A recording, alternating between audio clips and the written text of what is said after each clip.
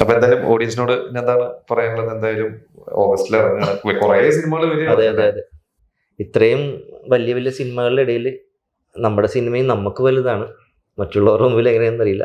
പക്ഷേ ഈ ചെറിയ സിനിമയും എല്ലാവരും പ്രോത്സാഹിപ്പിക്കണം, തിയേറ്ററിൽ തന്നെ പോയി കാണണം.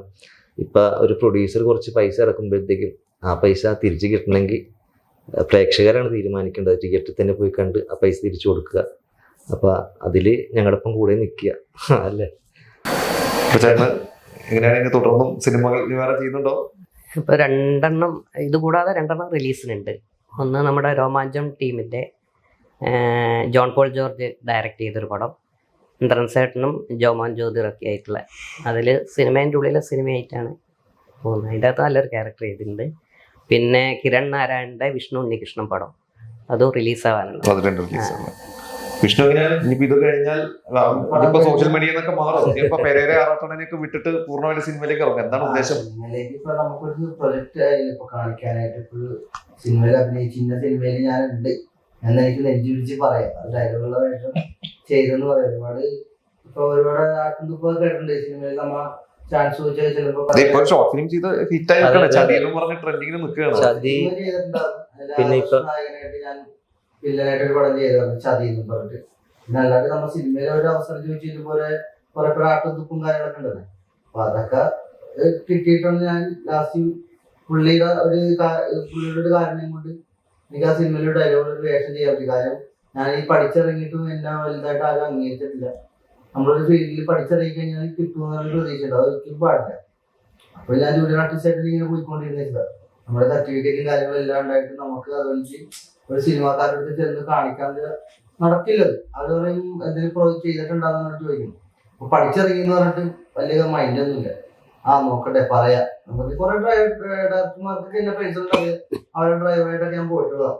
അപ്പൊ അവരൊക്കെ സിനിമ ഉള്ള സമയത്ത് മുഖം മാറ്റി സിനിമയിലോട്ട് ആഗ്രഹം കൊണ്ട് ഞാൻ അവരോട് നിൽക്കണത്, അത് അവർക്ക് പറയാം. പക്ഷെ സിനിമ തുടങ്ങി കഴിയുമ്പോൾ അവര് നമ്മളെ മുഖം മറിച്ച് കാണിക്കാറുണ്ട്. നമുക്ക് പിന്നെ തിരിച്ച് പറഞ്ഞ സിനിമയാണ്, ഇതിലും വലുതായിട്ട് അനുഭവിച്ച ആൾക്കാരും ഉണ്ട്. ഇങ്ങനെ നടന്ന അവസാനം സിനിമ എന്നൊരു ഇതില് നല്ലൊരു ഡയലോഗുള്ളൊരു വേഷം ചെയ്യാൻ പറ്റിയെങ്കിൽ. നമ്മുടെ ക്രൂ മെമ്പേഴ്സ് ഒക്കെ അത്യാവശ്യം ഇൻഡസ്ട്രിയിൽ തിളങ്ങിയിരിക്കുന്ന ആൾക്കാരാണ്. കാരണം ഇപ്പൊ ഇറങ്ങിയ കമ്മ്യൂണിസ്റ്റ് വച്ചാന്നുള്ളൊരു സിനിമയില്ലേ, അതിനകത്ത് ക്യാമറമാനാണ് നമ്മുടെ ഇതിനകത്ത് ക്യാമറ ചെയ്യുന്നത് ഷാഫി കോരോത്ത്. പിന്നെ ഉയരെ കാണാ അതിൻ്റെയൊക്കെ എഡിറ്ററാണ് അഭിലാഷ് ബാലചന്ദ്രൻ. പിന്നെ ലിജോ ജോസഫ് പള്ളിശ്ശേരിയുടെ അസോസിയേറ്റ് ആയിട്ടുള്ള അനീഷം ജോർജാണ് നമ്മുടെ ചീഫ് അസോസിയേറ്റ് ഡയറക്ടർ. രഞ്ജിത്ത് അമ്പാണ്ടിയാണ് മേക്കപ്പ്. പിന്നെ കൊച്ചു സിനിമയല്ല, ഇവരെല്ലാവരും നമ്മുടെ സൗഹൃദത്തിന്റെ അതെ അതെ അതെ എല്ലാവരും നല്ലൊരു ഫ്രണ്ട്ഷിപ്പ് ലെവലിൽ തന്നെ തീർക്കാൻ പറ്റും. മ്യൂസിക് ഡയറക്ടർ ആണെങ്കിൽ തന്നെ idea star singer fame Deepak JR, അദ്ദേഹത്തിന്റെ ഫസ്റ്റ് മൂവിയാണ് മ്യൂസിക് ഡയറക്ഷൻ. അത്യാവശ്യം നന്നായിട്ട് അയാൾ കമ്പോസ് ചെയ്തിട്ടുണ്ടെന്നാണ് വിചാരിക്കുന്നത്. ബാക്ക്ഗ്രൗണ്ട് സ്കോറിങ് അങ്ങനെ തന്നെ. പിന്നെ സൗണ്ട് എഫക്റ്റും മിക്സിംഗ് ഒക്കെ ആണെങ്കിൽ ജിജു ബ്രൂസിന്റെ മറ്റേ സൗണ്ട് തോമ ആ ടീം, അത്യാവശ്യം ക്രൂ മെമ്പേഴ്സ് ഒക്കെ വലുതാണ്. ടൈറ്റില് കറക്റ്റ് ക്ലിക്കാണിത് സാധനം, തയ്യൽ മെഷീൻ എന്ന് പറയാൻ എന്നോട് പലരും ചോദിച്ചിരുന്നു. ആണല്ലേ, നാട്ടിലൊക്കെ പലരും പറയുമ്പോ തന്നെ തയ്യൽ മെഷീൻ കേട്ടിട്ടുണ്ടല്ലോ എന്ന് പെട്ടെന്ന് പറയുന്നുണ്ട്.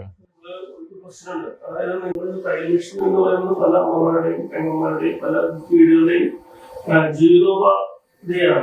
അതിന്റെ പേര് വെച്ചിട്ട് നിങ്ങളൊരു ഹൊറർ സിനിമ വെക്കുമ്പോൾ നിങ്ങൾക്ക് വെല്ലുവിളികൾ ഉണ്ടായിട്ടില്ലേ എന്നാണ് ചോദിക്കുന്നത്. ഇതിനെ ഒരു സെൻസർ ബോർഡ് കട്ട് ചെയ്യില്ലേ, എന്താ പേടിയില്ലേ? നമ്മൾ ശരിക്കും പറഞ്ഞാൽ സിനിമയായിട്ടാണ് ഇത് ചെയ്തത്. സെൻസർ ബോർഡ് കട്ട് ചെയ്യുമെന്നുള്ളൊരു ചിന്തപ്പെടാൻ നമുക്ക് എങ്ങനെ ഉണ്ടായിരുന്നില്ല. അങ്ങനെ നോക്കി സിനിമ ചെയ്ത് കഴിഞ്ഞാൽ അത് സിനിമയാവൂലെന്നാണ് എൻ്റെ പേഴ്സണൽ അഭിപ്രായം. പിന്നെ തയ്യൽ മെഷീൻ ഇതുപോലെ ഞാൻ ഇതിൻ്റെ ടൈറ്റിൽ ഇറങ്ങിയപ്പോഴത്തേക്കും പല ആൾക്കാർ അതിനകത്തൊരെണ്ണം ഞാൻ വായിച്ചായിരുന്നു. ഈ തയ്യൽ മെഷീൻ സിനിമ ഇറങ്ങുന്നതുകൊണ്ട് വീട്ടിലെ അമ്മമാർക്കൊക്കെ ഉപകാരപ്പെടുന്ന സിനിമയാണോ എന്ന് താങ്കൾ ചോദിച്ചു കൊടുത്ത ചോദ്യം ഉണ്ടായിരുന്നു എൻ്റെ അടുത്ത്. പക്ഷേ വീട്ടിൽ ഉപകാരപ്പെടുമെന്ന് അറിയില്ല. പക്ഷെ ഇത് നമ്മുടെ കണ്ടന്റ് തയ്യൽ മെഷീനാണ്. തയ്യൽ മെഷീൻ എന്നാണ് നമ്മുടെ ഹൊറർ മൂവി ജനിക്കുന്നത്. അതിനകത്ത് ഉപകാരപ്പെടണമെന്നും ഉണ്ടാവില്ല കേട്ടോ.